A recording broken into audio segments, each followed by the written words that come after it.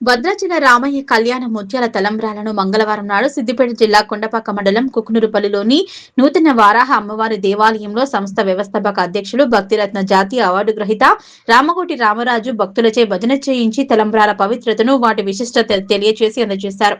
ఈ సందర్భంగా వారు మాట్లాడుతూ రామయ్య కళ్యాణానికి ఈ సంవత్సరం 300 కిలోల గోటి తలంబ్రాలు తెలంగాణ రాష్ట్రం నుంచి 1,00,000 మంది భక్తులచే ఒలిపించి అందించామన్నారు. తిరిగి భద్రాచలం నుంచి 100 కిలోల ముత్యాల తలంబ్రాలు భక్తుల కోసం తీసుకువచ్చామన్నారు. ముత్యాల తలంబ్రాలు అందుకోవడం అదృష్టంగా ఉందని, రామకోటి రామరాజు కృషి పట్టుదల గొప్పదని ఆలయ కమిటీ చైర్మన్ మమతమ్మ ఘనంగా సన్మానించారు.